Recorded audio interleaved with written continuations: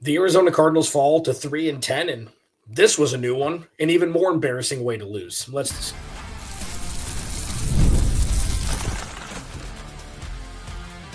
You are Locked On Cardinals, your daily Arizona Cardinals podcast. Part of the Locked On Podcast Network, your team every day. These are becoming less and less enjoyable because of the topic that we need to discuss. Alex Clancy, Locked On Cardinals. Thanks for everybody for coming in. Wait for a few people to come in. Just a live reaction show as the Cardinals lose 45-17. You know that I don't throw a whole bunch of numbers at you. We like to have conversations here just, bigger than just, well, this is what the numbers show. But today, there's going to be a lot of numbers discussed, okay?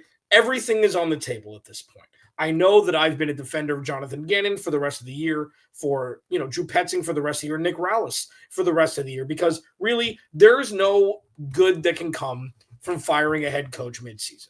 There just isn't, with the reasoning behind that being their cohesion and culture and all of that stuff still being stable, even though they're losing a whole bunch of games. And this is shifted from losing a bunch of one-score games to now get absolutely obliterated by, division opponents. And the number is staggering that I'll give to you in just a minute here. But the Cardinals lose. It wasn't close. And the thing that I've struggled with here is how much can you be like, well, they were injured. They've been injured. Everybody's hurt. Like, how much of that can you attest to this? Or this is just like, well, it's too little too late. It's too little too late. And unfortunately, I think that's where we are in this experiment. I don't think it matters how they lose. I don't think it matters, who's on the field and who isn't. It's been very, very difficult to decipher what to do next. Like, I understand that fire everybody's the call, right? That's what everybody says, fire everybody. Okay. The only thing that I continue to push back on is like, okay, so who are you going to bring? Another first-time head coach? Retread? Whatever it is. We have plenty of time to discuss that. But today was bad. Okay, so here are two stats for you. The Arizona Cardinals have played the Seahawks, the 49ers, and the Rams in 3 of the last 5 weeks, 1 week removed from their bye where they beat Dallas. They've been outscored 130-61 in those games. They've given up 40 points or more in each of those games against division opponents. Long were the days of the Cardinals getting a safety and then losing to a walk-off field goal to the 49ers in week 3, and then coming back after the offense sleptwalked through the first 3 quarters of the Thursday night football game to lose to a walk-off field goal just 4 days later. They're getting absolutely boat raced by the teams who are actually making playoff pushes. The 49ers have been injured all year. The Rams have had some guys miss time. The Seahawks, not as much, but they've had a couple guys miss time. Not nearly as much as the Cardinals, but still, they've dealt with injuries just like every team deals with injuries. The problem is the problem is that, like, they're so far and away behind the scales of those 3 teams that it's embarrassing at this point.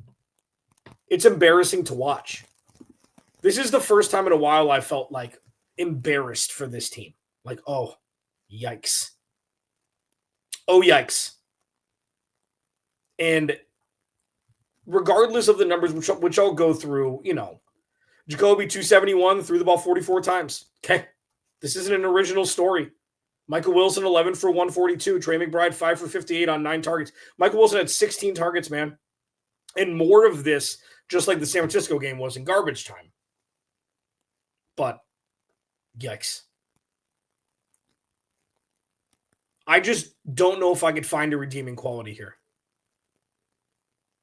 I don't know if I could find a redeeming quality. So, not only have the Cardinals been outscored 130-61 the last time they played Seattle, the 49ers, and the Rams collectively in the last 5 weeks. The Cardinals have had 8 of their 11 possessions today result in 5 plays or less before punting, interception, whatever it may be. On five of those drives that were 5 plays or less, the Rams scored a touchdown on their next drive. A touchdown. Cardinals on the field, 5 plays or less, 8 times out of 11 drives today. On 5 of those possessions, the drive immediately following by the Rams resulted in a touchdown. It's just unbelievable. The Rams, to me, are the best team in football this year. I think they're the best team in football. And that's not like negating what they did today. It's like, oh, yeah, well, the Cardinals got beat it, but yeah, it's the best team in football. That's not why I said that. This is right. Today's the first time they look like they gave up. It's tough, man. Tough sledding right now. Everything's on the table. I'll break that down more here after I do a couple little quick baby live reads. This episode of the Crossover or Locked On post-game reaction show is brought to you by Game Time. The World Cup is coming to North America for the first time since 1994. And with 48 teams for the first time ever, it's going to be massive. But let's be honest, getting tickets is usually the hardest part. And that's why the Game Time app is clutch, finally giving fans a real advantage when it comes to snagging seats. With Game Time, you can track price drops in real time, get alerts when great seats open, and buy tickets the moment they hit the app. And it puts the power back in your hands and makes going to World Cup realistic instead of impossible. Pick a game, tap a section, and have your tickets locked in within minutes. No confusion, no hunting for fine print or anything like that. Take the guesswork out of buying tickets with Game Time.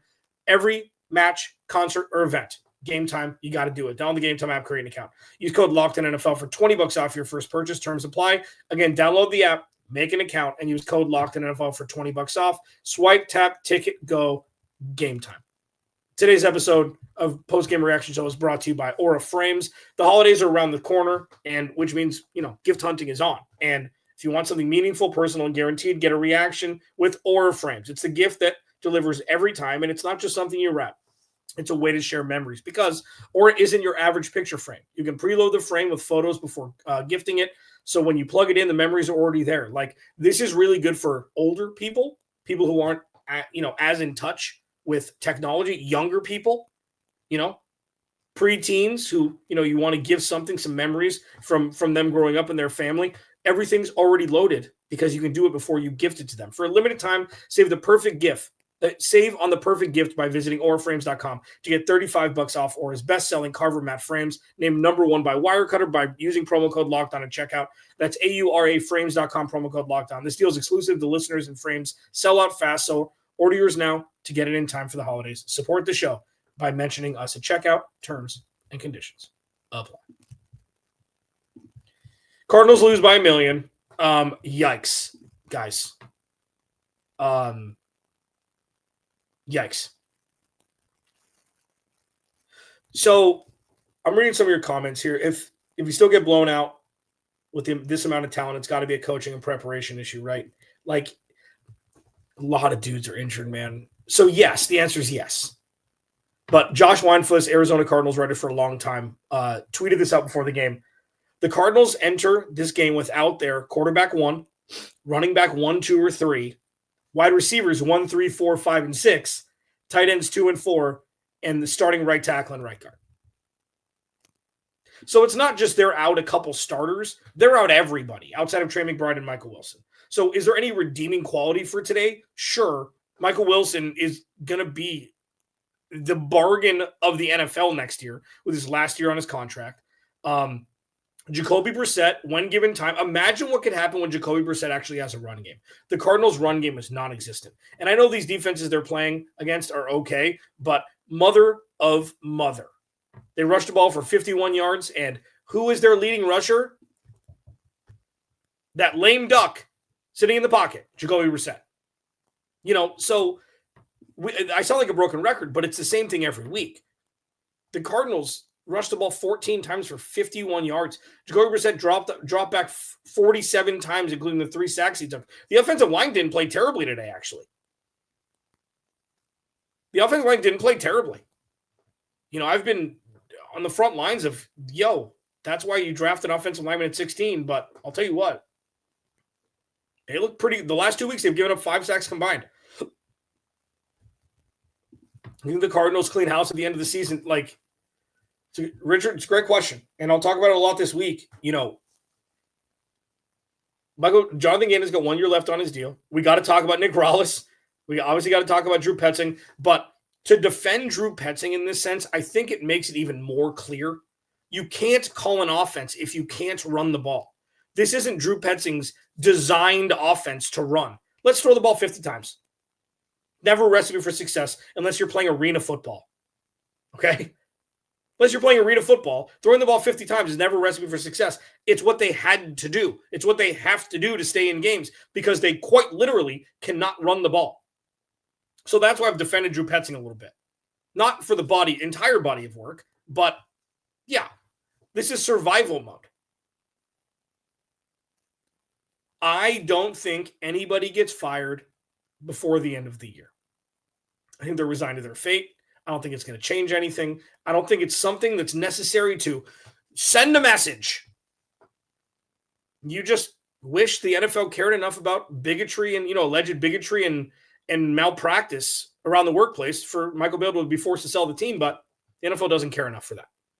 It's not at that echelon of being forced to sell the team. So the Cardinals are going to have to deal with what they deal with. This is going to be very interesting offseason. I don't know what's going to happen.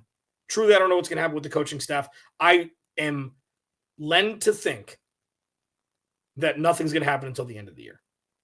They're going to limp their way to the end of the year, and you part ways with your offensive coordinator. I don't know what's going to happen with Nick Rallis, man.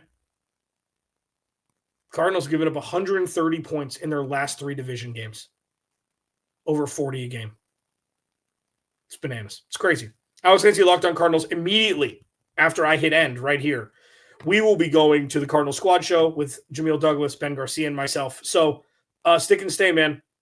Quite literally, in under 5 minutes, just refresh the YouTube page, and you'll be able to jump on with us. Thanks, everybody, for hanging out. I will talk to you in 5 minutes, and then Monday, per usual. Remember, without you, there is no me. I'll talk to you in 5.